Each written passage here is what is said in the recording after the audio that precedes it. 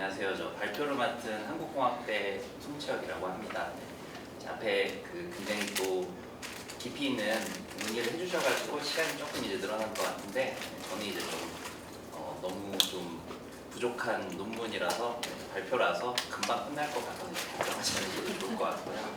저는 이제 OTT에 등장한 게임화하는 드라마라는 이제 제목을 가지고 이제 넷플릭스 한국 오리지널 시리즈를 중심으로 좀 보려고 했지만 이제 처음에 기획했던 것만큼의 어떤 논의는 풀어가지 못해가지고 좀 이제 내용적인 측면에서 좀 달라진 부분이 있고 채워지지 못한 부분이 있지만 이제 그 부분 좀 감안하셔서 들어주시면 감사하겠습니다. 그래서 이제 넷플릭스가 이제 OTT를 가장 선도하는 전 세계적으로 선도하는 이제 플랫폼이기 때문에 이제 넷플릭스 이후에 이제 OTT가 한국뿐만 아니라 이제 전 세계에서 좀 주목을 받는 이런 상황들을 이제 생각을 해볼 수가 있었고요. 그러면서 이제 한국 같은 경우도 넷플릭스의 성공 이후에 이제 다양한 국내나 아니면 이제 세계를 겨냥한 OTT 서비스들이 이제 공개를 하게 되면서 이제 한국의 어떤 콘텐츠 산업 전반에 이제 변화를 가지고 왔다라고 이제 서론에서 먼저 이제 언급을 하고 있습니다. 그래서 이제 일반적인 이제 서술을 좀 넘어가면서 생각을 해보면은 특히 이제 OTT 시장을 이제 결정짓는 가장 중요한 콘텐츠 전략이 이제 시리즈에 집중되어 있는, 그러니까 뭐 텔레비전 드라마와 같은 형태의 시리즈에 집중되어 있다는 점에 좀 주목을 했고요. 특히 이제 한국의 경우에는 영화보다는 이제 시리즈, 다양한 뭐 예능이나 다큐 같은 콘텐츠들도 이제 제작전이 되고 있지만 이제 글로벌 콘텐츠로서의 가능성을 보여준 게 이제 오리지널 시리즈라는 점에서 이제 OTT와 관련된 어떤 그 드라마 지형의 변화 같은 것들 좀 구분을 하려면은 이런 부분에 좀 주목해서 봐야 되지 않을까라고 이제 문제를 제기했습니다. 그래서 선행 연구들 같은 경우는 이제 굉장히 넷플릭스뿐만 아니라 이제 다양한 OTT 관련된 이런 이제 논의들이 좀 진행이 되다 보니까 이제 풍성하게 이제 다양한 방향의 논의가 이제 진행되었다고 생각을 합니다. 대부분의 경우 이제 텍스트의 개별적인 특성을 이제 OTT 플랫폼과 연결을 시키거나 아니면 이제 몰아보기라는 어떤 그 시청 방식의 변화를 통해서 이제 논의를 했다라고 생각을 했고요. 이제 공통적으로는 이제 넷플릭스 이후에 한국 콘텐츠 시장의 OTT가 보편화되었다라고 주장을 하고 있고요. 그리고 특히나 이제 텔레비전 드라마라고 부를 수 있는 시리즈가 이제 콘텐츠 시장의 변화를 이루고 있다는 점에서 굉장히 이제 유의미한 참조점을 제공하고 있다고 생각을 했습니다. 그러면서 이제 좀 총체적인 관점에서 이제 OTT와 텔레비전 드라마의 관계를 밝히려는 논의도 이제 상당 부분 진행이 됐었는데 이제 먼저 송채혁 같은 경우에는 이제 웹드라마 초창기의 풍경을 이제 유동과 확장이라는 키워드로 분석한 적이 있습니다. 그래서 이제 제가 2017년에 이제 발표했던 논문인데 이때 이제 웹드라마 관련된 이제 OTT가 아직 좀 정상화되기 이전에 웹드라마 관련된 이제 논의를 진행을 하면서 웹이라는 플랫폼과 이제 드라마의 결합이 어떤 새로운 시대의 드라마 개념의 확장을 보여주는 현상은 아닌가라고 이제 주장을 했었고요. 이제 그런 방식이 드라마 이제 그 예술 양식으로서의 드라마를 상상하는 방식에 굉장히 이제 많은 측면에 영향을 끼쳤다라고 주장을 했습니다. 그런 점에서는 좀 의미가 있었다고 생각이 들지만 이제 웹과 OTT에 대한 어떤 정의가 명확하게 정립되어있지 않은 시기에 좀 이루어져 있어서 불분명한 점이 많고 논의 자체가 어쨌든 이제 현상에 대해서 설명을 하다 보니까 관찰과 직관에 의존하고 있는 점이 있어서 좀 더 상세한 분석을 요한다라고 생각을 했고요. 이기영 같은 경우에는 이제 텔레비전 드라마가 사회적 공론장의 기능을 가지고 있다고 기능에 주목을 하면서 사회적 역할과 기능을 좀 OTT로 확장해서 이제 보는 이런 시각을 보여주고 있습니다. 특히 이제 이기영 선생님 같은 경우는 이제 텔레비전 드라마는 즐거움과 쾌락의 능동적 모색, 성찰과 치유, 현실 사회의 다양한 단면과 문양을 되돌아보게 해주는 화제이자 매개자라는 역할이라는 점을 이제 굉장히 주목해서 이제 논의를 진행을 했고요. 뭐 이런 것들이 어쨌든 텔레비전 드라마의 어떤 그 예술적인 특성도 중요하지만 사회 간의 어떤 관계를 매개한다는 점에서 이제 굉장히 중요한 변화라고 지적을 하고 있습니다. 그래서 특히 이제 어떤 텔레비전 드라마의 그 TV에서 OTT로 넘어가는 뭐 이런 이제 단면들을 굉장히 상세하게 분석을 하고 있고 사회적인 관점과 연결시켜서 좀 총체적으로 풀어내고 있다는 점에서 굉장히 좋은 시사점을 제공했다고 생각을 했고요. 마지막으로 이제 백경성 같은 경우에는 이제 OTT 시대의 도래를 지적하면서 텔레비전 드라마와 OTT 드라마의 어떤 전반적인 변화를 분석했습니다. 그래서 특히 이제 그 각각의 개별 텍스트를 가지고 와서 전반적인 이제 경향을 설명했다는 점에서 굉장히 좀 의미 있는 논의라고 생각이 들고요. 특히 이제 뭐 시즌제의 도입이라든지 영화적인 어떤 소재의 선택, 스케일의 확장 이런 것들이 이제 그 OTT라는 플랫폼과 조화한 한국 텔레비전 드라마의 근저에 자리 잡은 생산과 소비의 맥락을 총체적으로 이제 논의했다는 점에서 굉장히 유의미하다는 생각이 들었습니다. 그래서 뭐 이런 논의들이 이제 각각 뭐 다른 관점에서 여러 가지 이제 방식으로 좀 논의를 진행하고 있지만, 특히 이제 텔레비전 드라마가 레거시 미디어의 속성으로 이제 전환해 가고 있고, 거기에 따라서 이제 어떤 플랫폼과 같은 미디어적 접합과 변화를 이제 굉장히 심도 깊게 밝혀내고 있다라고 생각이 들고요.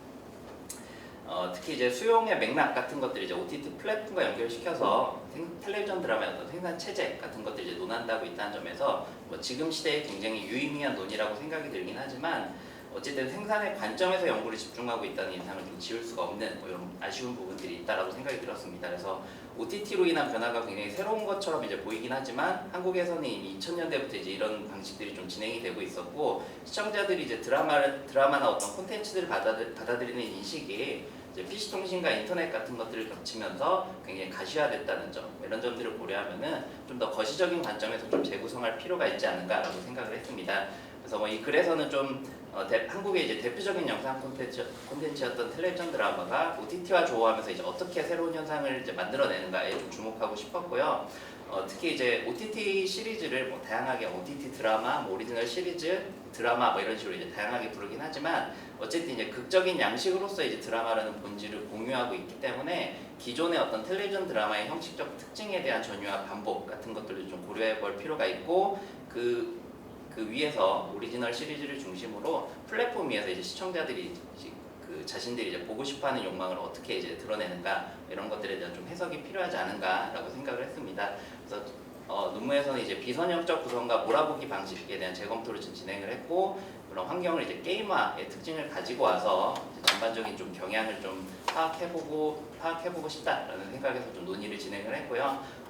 이제 좀 거친 논의이기 때문에 좀 부족한 부분이 많긴 하지만, 그래도 이제 다양한 드라마의 생존 같은 것도 좀 읽어내는데 좀 도움이 되지 않을까 생각을 했습니다. 네, 그래서 이제 2016년도에 이제 좀 처음 이제 그 넷플릭스가 들어오던 그 부분에 좀 논의를 설명을 하면서, 다른 것보다도 이제 자체 제작할 한국 오리지널 시리즈의 중요성을 이제 한국 그 진출 초기부터 리드 헤이스팅스라는 이제 당시 CEO가 강조를 했다라고 이제 좀 지적을 했고요. 그리고 실제로 이제 이런 것들 좀 성과를 얻어서 킹덤이나 오징어 게임 같은 이제 그 드라마들이, 시리즈들이 글로벌 차트에서 이제 주목할 만한 이런 기록을 남겼다라고 이제 볼 수가 있겠습니다. 그래서 이런 것들이 어떤 한국 텔레비전 드라마 시장의 전면적인 변화를 의미하는 것이기도 하지만, 넷플릭스가 좀 복합 미디어 기업으로서의 정체성을 획득하는 과정이라고 봤고요. 좀 우리가 이 과정에서 좀 주목해야 될 것이, 기성 텔레비전이 이제 시청의 습관과 방법을 이제 만들어내는 이제 선형적인 방식으로서의 흐름을 좀 주목해볼 필요가 있다고 생각이 들었습니다. 그래서 이런 것도 이제 레이먼드 윌리엄스가 이제 텔레비전이 이제 당대를 살아가는 사람들의 감정과 경험을 체계하려는 제도라고 이제 지적을 한 바 있는데, 텔레비전 드라마는 이제 그런 관점에서 봤을 때는 개별적인 텍스트이기 이전에 방송사의 전략적 편성을 통해 배치되는 이제 결과물이기 때문에, 어떤 이런 식의 좀 거시적인 관점에서 이제 텔레비전 드라마를 이제 좀 접근해야 될 이제 필요성이 있었는데, 넷플릭스가 이제 OTT의 사업 모델을 좀 선도적으로 제시하면서 이제 이런 선형적인 흐름을 거스르는 전략을 굉장히 적극적으로 활용했다라는 점에 좀 주목할 필요가 있다고 생각이 들었습니다. 그래서 이런 것들이 좀 미국 같은 경우에는 특히나 중간 광고가 굉장히 많고, 주 1회 방송에 시즌 사이에 이제 굉장히 긴 공백 같은 것들이 이제 있었던 방식으로 이제 드라마를 시청을 했기 때문에 굉장히 파괴적 혁신으로 이제 다가왔고, 거기에다가 이제 알고리즘 추천 서비스 같은 것들을 통해서 몰아보기의 방식을 이제 좀 제시했다는 점에서 이제 파괴적 혁신이라고 이제 보통 불러오는데, 뭐 미국이나 뭐 이런 경우에는 이런 방식이 좀 굉장히 이제 의미 있는 어떤 그 OTT가 가져온 변화라고도 볼 수가 있겠지만, 한국 같은 경우에 좀 다른 방식으로 좀 봐야 되지 않나라고 생각이 들었습니다. 특히 2000년대 이후에 케이블과 종편 채널 같은 것들이 개국을 하게 되면서 시청자의 선택권 같은 것들이 늘어났고, 이제 기존의 텔레비전 드라마를 계승하고 극복하려는 이제 다양한 시도가 이제 공존을 하게 됩니다. 이제 그 가운데서 이제 어떤 선형성을 극복하기 위해서 다양한 시도가 진행이 됐는데, 특히 이제 2000년대 이후에 몰아닥친 어떤 미드 열풍 같은 것들이 이제 파일을 공유해서 다운로드 받아서 이제 자기가 원하는 드라마를 보게 되는 뭐 이런 방식들이 굉장히 이제 중요했다라고 생각이 들었고요. 거기에다가 이제 케이블 채널 같은 경우가 이런 그 사람들의 어떤 요구를 적극적으로 반영해서 24시간 동안 이제 연속 하나의 시즌을 가지고 연속 방송을 하거나, 아니면 이제 이제 미국에서 방송한 드라마를 같은 날짜 같은 요일에 이제 공개를 하는 이런 동시방송 전략 같은 것들이 굉장히 혼재되면서 텔레비전의 어떤 미디어적 특성이 교란이 되었다, 심화되었다라고 이제 볼 수가 있겠습니다. 이 과정에서 이제 자발적인 파일 공유, 자체 제작 같은 것들을 통해 자체 제작 자막을 통해서 국가의 경계, 공공성의 한계를 넘어서려는 시청자들의 욕망이 어떤 포스트 텔레비전의 한국적 풍경을 만들어내지 않은가라고 볼 수가 있겠습니다. 그래서 이제 2000년대 이후에 이제 안방극장이 급격하게 이제 전멸을 했다라고 이제 본다면은 뭐 케이블 채널의 확장, 미디어의 급격한 보급 같은 것들이 굉장히 중요한 원인으로 우리가 볼 수가 있겠고, 그리고 이제 텔레비전 선양성에 대한 사람들의 어떤 그 교란과 반발 같은 것들이 복합적으로 좀 작용한 결과가 아닌가라고 생각을 할 수가 있겠습니다. 그러면은 넷플릭스는 OTT에서 이제 몰아보기 방식을 통해서 뭐 글로벌과 로컬의 교차를 이제 적극적으로 보여줬다라고 보통 이제 그 연구가 진행이 되는데, 이제 몰아보기라는 시청 방식 같은 경우는 한국에선 좀 다른 방식으로 이미 학습되었던 시청 방식이고, 이런 것들이 이제 OTT에서는 이제 스트리밍의 감각을 이제 좀 사람들이 이제 그 학습하게 되는 뭐 이런 측면에서 조금 더 주목해볼 필요가 있지 않나라고 이제 생각을 하고 이제 논의를 진행을 했습니다.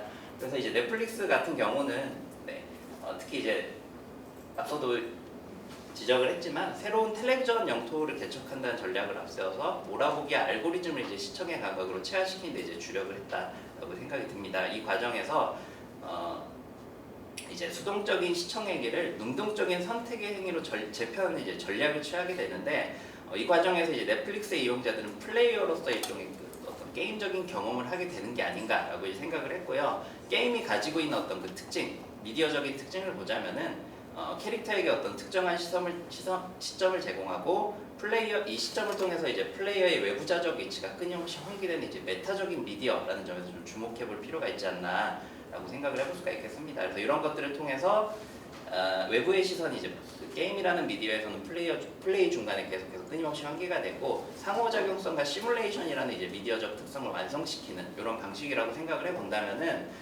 이제 제가 이제 가지고 온 사진은 이제 제가 이용하는 넷플릭스 초기 화면에 가져왔는데, 원래 이런 거 공개를 하면 안 되지만 급해가지고 이제 제가 캡처를 했는데, 이제 제가 요새는 이제 좀 논문 쓰고 하느라고 잘 못 봤지만 어쨌든 제가 그동안 봐왔던 어떤 데이터라든지 아니면 이제 제가 보고 있었던 보다가 이제 중간에 끊었던 뭐 이런 콘텐츠들 같은 경우를 이렇게 이제 횡적으로 배치를 하는 이제 시각적인 효과가 이제 넷플릭스의 어떤 초기 화면에는 굉장히 잘 드러나 있다, 이렇게 좀 보여주고 싶어서 이런 인터페이스 디자인을 이제 가지고 왔습니다. 그래서 이제 시청자들은 이 넷플릭스라는 플랫폼에 직접 접속을 하고 특정한 콘텐츠를 이제 고르는 과정을 시각화된 정보로 제공받으면서 이 인터페이스를 이제 경험하게 되는데, 넷플릭스의 인터페이스는 이제 취향을 반영해서 이제 작품을 나열하고 그것뿐만 아니라 해당 지역의 어떤 시청 순위, 그리고 뭐 거기와 관련된 어떤 장르적인 어떤 그 작품들, 이런 것들을 자체적인 기준에 따라 이제 제시하고 이제 어쨌든 내가 생각하고 내가 봤던 것뿐만 아니라 다양한 콘텐츠에 접근이 용이하도록 라이브러리화되는 방식으로 이제 시각 인터페이스 이제 진행을 했다라고 이제 볼 수가 있겠습니다. 그러면은 이런 식으로 이제 횡적으로 구성된 이제 넷플릭스의 콘텐츠 라이브러리가 이제 유저 인터페이스를 통해서 구축되는 일종의 시뮬레이션 공간이라고 볼 수가 있겠고, 이용자들은 이제 UI를 통해서 플랫폼 안에 이제 장시간 머물면서 콘텐츠를 선택하게 되는데, 이 과정에서 이제 내가 그동안 알지 못했지만 보지 못했지만 자신의 취향에 적합하다고 생각되는 콘텐츠와의 상호작용을 이제 포함하게 됩니다. 그래서 커서를 올려서 이제 그 예고편을 보고 텍스트의 정보를 확인하는 행위를 통해서 플레이어라는 일종의 특정한 시점을 확보하게 되고, 게임이 이제 그런 정보를 환기시키면서 이제 플레이어 몰입시키듯이 이런 플랫폼이 구축한 인터페이스 공간에서 상호작용을 통해서 이제 콘텐츠 소비에 몰입하게 되는 이런 경험을 하게 된다라고 생각을 했고요. 그러면 이제 이제 채널을 돌리면서 각각의 채널이 제공하는 화면을 이제 선택했었던 기존의 텔레비전 시청 방식이 달라지지 않았나라고 생각을 했습니다. 그래서 이런 식으로 이제 이제 플랫폼을 경험을 하게 되고, 그리고 특히나 이 과정이 이제 보이는 화면 통해서 이제 보이지 않는 자신의 취향을 탐색하는 행위를 포함한다는 점에서 기존의 텔레비전 시청 방식과는 좀 결정적인 차이를 보이지 않나라고 생각을 했고, 횡으로 나열된 콘텐츠를 건너뛰는 상호작용을 수행해야만 이제 자신의 어떤 취향에 맞는 콘텐츠를 이제 시청을 진행을 할 수 있다라고 이제 볼 수가 있겠습니다. 같은 맥락에서 이제 넷플릭스가 한국 오리지널 시리즈를 통해 좀 글로벌 TV 네트워크로의 정체성을 획득하려 했다는 점을 좀 기억할 필요가 있는데, 특히 특히 이제 비영어권 콘텐츠를 확보할 필요가 있었고 한국 같은 경우는 이제 가격 경쟁력 측면에서는 굉장히 좋은 이런 선택지라고 이제 좀 볼 수가 있겠는데 특히나 이제 그런 오랜 시간 좀 봐야 되는 오리지널 시리즈 같은 경우에는 이제 이용자가 오랜 시간 플랫폼에 머무르면서 자신의 취향에 따라 이제 그 시청의 패턴을 결정하는 스트리밍의 이제 비선형적인 리듬을 이용자들에게 합숙시킨다라는 점에서 이제 굉장히 중요하지 않나라고 생각이 들었습니다. 그래서 이제 제가 그 자세하게 논의까지는 하지 못했지만 이런 넷플릭스의 전략에 따라서 좀 좀 탄생한 한국 오리지널 시리즈가 특정 장르에 집중되는 현상 같은 경우가 이제 좀 눈에 띄게 이제 드러나고 영화 같은 이제 수식어에 걸맞게 대규모의 자본과 어떤 수위를 넘나드는 어떤 특성들 이런 것들이 글로벌한 콘텐츠로 발돋움하게 되는 좀 원인이라고 생각을 했습니다. 그래서 어떤 그 이제 상업적인 특성을 의미하는 것이기도 하지만 한국 사회의 어떤 로컬적인 특징, 즉 사회 체제와 윤리적 구조에 대한 정경화를 최소화시켜서 글로벌 시장에 좀 이해시킬 수 있는 이런 내용과 형식의 좀 변화로 이해할 필요가 있지 않나. 그래서 초국적 콘텐츠로서 넷플릭스의 한국 오리지널 시리즈는 시청자의 어떤 개별화된 현실이 연결되지 않아도 시청할 수 있는 어떤 장르적 특징을 중심으로 소구되는 것은 아닌가라고 생각을 했습니다. 그래서 결론 같은 경우에 이제 좀 앞에 있는 내용을 좀 정리를 했고요. 특히 이제 그 TV가 이제 브로드캐스팅하는 방식에서 사람들이 이제 플랫폼의 어떤 스트리밍으로의 어떤 시청 방식의 전환 같은 것들이 넷플릭스 같은 OTT를 통해서 좀 학습되면서 국가의 경계, 공공성의 한계를 넘어서려는 시청자들의 욕망이 이제 플랫폼에 새겨지는데 그런 몰아보기나 어떤 정주행, 역주행의 감각 같은 것들이 결정적인 역할을 하지 않았나라고 생각이 듭니다. 그래서 제가 게임하라고 좀 번박하게 표현을 하긴 했지만 뭐 이런 어떤 그 시청의 방식들이 사람들을 어쨌든 능동적인 플레이어로 자신을 인식하게 만들고 이런 것들이 어떤 전지구적인 흥행을 이제 기여하는데 TV를 거치지 않아도 이제 어떤 이런 콘텐츠들이 이제 받아들일 수 있게끔 굉장히 좀 영향을 끼치지 않는다라고 볼 수가 있겠습니다. 그래서 뭐 뒤에는 이제 약간 오리지널 시리즈의 특징 같은 것도 좀 간단하게 정리를 했고요. 어쨌든 뭐 이런 방식의 어떤 그 시리즈의 그 변화 같은 것들이 드러나는데 좀 기억해서 좀 앞으로 좀 추후 연구해야 될 부분들이 이제 플랫폼에 새겨진 개인의 취향이 온전한 하나의 상으로 드러나지 않고 그리고 이제 그 이용자들에게 보여지는 화면이 개인의 취향과 설정에 따라 복수의 것으로 나누어진다라는 점이 좀 중요하지 않나라고 생각이 듭니다. 그래서 넷플릭스라는 어떤 공통의 플랫폼을 게임적으로 경험하는 행위는 동일하다라고 볼 수도 있겠지만 각각의 어떤 콘텐츠 라이브러리는 각각 다르게 표시되고 그리고 보여지는 콘텐츠의 집합을 통해 보이지 않는 취향을 탐색하는 행위가 이제 드라마를 내가 소비한다는 것이 어떤 특정한 참여와 경험을 통해 이루어지는 것은 아닌가라고 생각을 했습니다. 그래서 이 과정에서 형성되는 것은 국가와 사회의 경계를 유형하든 넘나드는 의사소통의 장이고 특히 이제 유저와 시스템 사이의 어떤 커뮤니케이션을 통해 OTT 플랫폼의 욕망이 구축된다는 점에서 추후의 연구가 필요하다라고 생각을 했습니다. 감사합니다. 네, 토론도 간략하게 빠르게 진행하겠습니다. 안녕하세요. 저는 토론을 맡은 김태희라고 합니다. 한 가지 이제 양해를 드릴 건 제 토론문이 이 발표문의 중간 버전을 보고 작성이 된 거여가지고 아마 제 토론문에 있는 어떤 질문들의 일부분들이 좀 해소가 된 상태일 것 같아서 토론문을 좀 읽으면서 진행하는 좀 추가적인 이야기를 드리는 것으로 진행을 하도록 하겠습니다. 송지혁 선생님께서 일장에 정리하고 계시듯이 기존의 OTT와 관련된 논의들이 생산의 관점에 조금 많이 초점을 맞춰져 있다라고 했을 때 이런 소비의 입장에서 시청 환경을 재검토하고 이것을 어떤 OTT의 환경으로 다시 한번 이제 정리하고 있는 선생님의 논의는 굉장히 중요하다고 생각을 합니다. 특히 이 장에서 몰아보기라는 시청의 방식이 많이 지적이 되긴 했지만 이것이 2000년대 이후에 한국 텔레비전 드라마의 소비 양상과 연결되는 어떤 기존에 이미 있었던 것들이 연결되는 지점들을 짚고 있는 부분들은 굉장히 재미있는 부분이라고 생각하고 많이 공감하며 읽었습니다. 저 역시 일본 드라마를 하루에 막 몰아서 보던 그런 세대였었기 때문에요.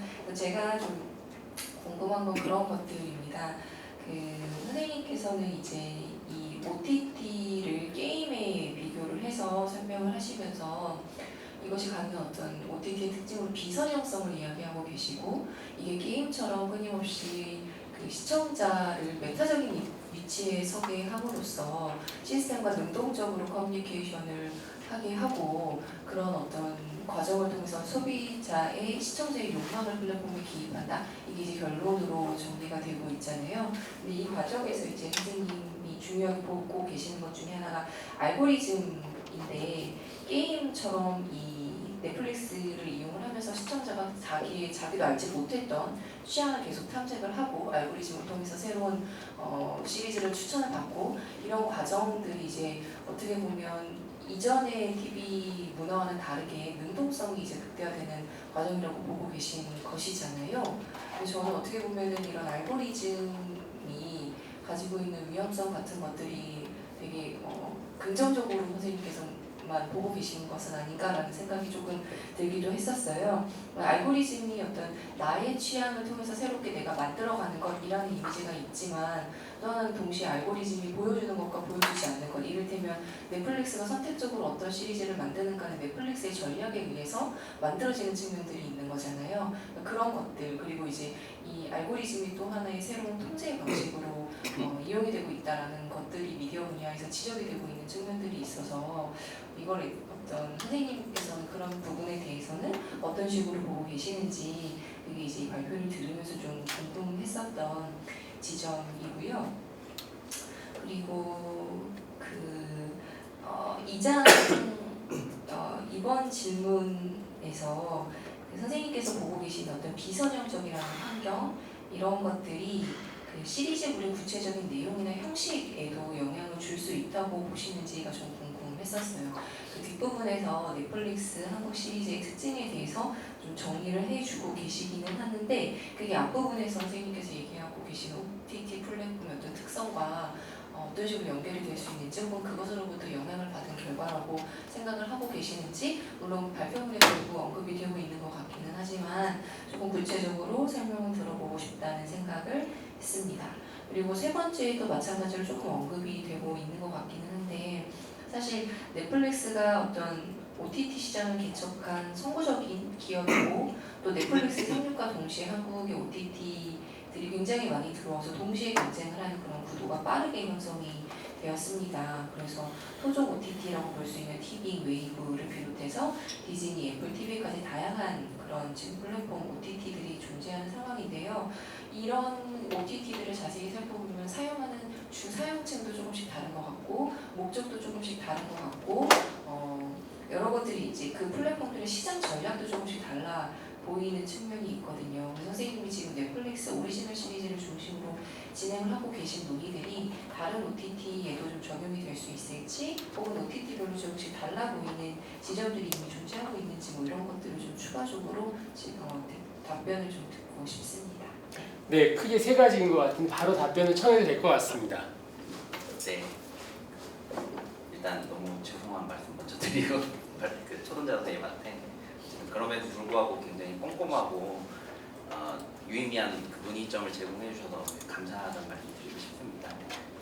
그 사회자 선생님께서도 말씀해 주셨지만 제목은 이제 애초에 처음 기획과 좀 쓰는 과정에서 좀 달라졌는데 제가 반영을 못한 부분이 있어서 이제 그렇게 이해해 주시면 감사할 것 같고요. 먼저 이제 알고리즘의 어떤 그 이제 긍정적인 측면과 부정적인 측면에 대해서 좀 지적을 해주셨는데 저도 이제 그 생각을 했던 부분이기도 하고 사실 이런 시청 방식에 대해서 좀 이야기를 하다 보니까 이런 그 어쨌든 말씀해 주셨다시피 이제 넷플릭스나 아니면 알고리즘에 선택된 그러니까 시청자가 그 이용자가 사실은 자신이 원하는 게 아니라 제시해 주는 것들이 이제 좀 그런 콘텐츠들이 이제 봐야 될 어떤 그 수동적인 측면도 사실 좀 그 존재를 한다라고 생각을 해서 그런 부분에 대한 좀 논의도 사실은 했어야 된다고 이제 쓰는 과정에서 생각을 했지만 정리하는 과정에서 이제 그게 좀 잘 반영이 되지 않아서 아쉽다라는 생각이 들고요. 이제 저도 이제 선생님께서 말씀해 주신 것처럼 그런 이제 긍정적인 측면과 부정적인 측면들이 좀 같이 좀 경합하고 협상하는 어떤 일종의 장으로서 플랫폼을 좀 더 좀 넓은 의미로 관점에서 좀 봐야 되지 않나라고 이제 생각을 하고 있습니다. 두 번째로는 이제 비선형적 환경에 대해서 어떤 그 텍스트 자체, 시리즈 자체 어떤 내용과 형식에 대해서 지적을 해주셨는데 이 부분에 대해서는 조금 더 이제 좀 이제 정리를 하다 보니까 좀 더 이제 구체적인 논의가 필요하지 않나라고 생각이 들었고요. 그래서 뭐 앞에서 이제 발표해 주신 선생님 그래서 이제 그런 점에서 이제 앞에서 발표해 주신 선생님의 논문도 이제 굉장히 재밌게 들었는데 이제 제가 좀 생각하는 부분은 특히 이제 넷플릭스 같은 경우는 이제 초국적 텔레비전으로서 이제 자신의 정체성 같은 것들을 좀 이제 만들려고 그리고 이제 그걸 통해서 이제 계속해서 성공을 해왔던 이제 기업이기 때문에 이제 비선형적인 환경에서 어쨌든 중요한 거는 이제 내가 선택해서 내가 원하는 것들을 언제나 마음껏 본다라는 것들이 이제 굉장히 중요하기 때문에 이제 논문 중간에도 제가 잠깐 짧게 언급해가지고 좀 논리가 좀 부족하긴 했지만 이제 그런 방식들이 좀 장르라는 방식으로 굉장히 좀 특정한 우리가 이제 좀 이제 쉽게 볼 수 없는 어떤 이질적인 장르적인 특성으로 좀 소구하는 것은 아닌가라고 생각이 들었고 그런 장르들이 이제 선택하는 방식이 어떤 사회적인 현실이나 문화적인 어떤 쟁점들 이런 것들을 이제 제시하는 현실적인 어떤 부분에서 이제 기능하는 게 아니라 현실적인 내용들이 이제 건너뛰고 선정성이나 폭력성 같은 것들로 이제 계속해서 이제 소구되는 이런 측면들이 사실은 이런 이제 로컬의 색깔을 최대한 지우고 그리고 이제 어떤 그 이용자들이 개별화된 어떤 자신의 환경과 이런 해석의 어떤 과정을 직접적으로 연결시키지 않아도 공감할 수 있는 어떤 그 드라마적인 특성 같은 것도 이제 볼 수 있게끔 이제 오리지널 시리즈들의 어떤 그런 좀 심의적인 부분이나 아니면 스케일적인 부분들, 장르적인 특징 같은 부분들이 어떤 서사와 형식에도 이제 영향을 끼치지 않았나라고 이제 좀 생각을 하고 있고요. 그런 점에서 이제 그 다른 OTT들의 특성에 대해서도 이제 좀 질문을 해주셨는데 이제 넷플릭스나 디즈니 같이 이제 좀 초국적인 어떤 그 이제 타겟층을 이제 요구하는 원하는 이제 그 OTT 같은 경우에는 그런 식으로 이제 점차 좀 현실적인 부분들을 최대한 소거시키고 이제 삭제시키고 이제 생략시키는 이런 방식으로 이제 글로벌 시장을 노리는 어떤 장르나 서사와 형식 같은 것들을 좀 집중을 한다라고 한다면은 반대로 이제 티빙이나 뭐 웨이브, 왓챠 플레이, 쿠팡 플레이 같은 이제 국내를 중심으로 한 OTT 같은 경우에는 그런 방식의 조금 좀 자극적이고 선정적인 이런 장르물보다는 뭐 멜로라든지 아니면 뭐 우리가 흔히 부르는 뭐 휴먼 드라마 같은 가족 드라마 같은 특징을 가진 이제 드라마들이 계속해서 만들어지는 이런 현상들을 좀 발견을 할 수가 있었습니다. 이런 것들이 어쨌든 이제 타겟을 어디로 넣느냐 그리고 자신들의 OTT로서의 어떤 플랫폼의 정체성을 어떻게 찾아가느냐에 따라서 이런 이제 그 개별적인 어떤 텍스트의 특징이나 서사 형식 같은 것들이 계속해서 이제 바뀌고 있는 과정이지 않은가 이렇게 좀 정리를 해보고 싶습니다. 예, 혹시 지금 답변에 대해서도 추가로 궁금하신 부분이 괜찮습니다. 예. 그 플로에 계신 분들에게 그 질문의 기회를 드리기 위해서 괜찮다는 말씀을 하셨습니다. 이렇게 급하게 진행을 하다 보니 조금 이제 한숨 돌리기에 여유가 생겼는데 지금 이 OTT 그 오리지널 콘텐츠를 수용하는, 소비하는 혹은 향유하는 방식이 게임의 플레이어, 유저와 같은 이런 방식이다라고 하는 것이 그렇게 변화하고 있다. 그것이 결국 비선형성이라고 하는 것을 이제 키워드로 놓고 논의를 진행을 하셨는데 여러분들이 이 OTT 플랫폼 콘텐츠를 향유하는 방식과 같이 맞물려 가지고 궁금하신 부분들이 있으실 것 같은데 한 분 정도 질문 좀 받아.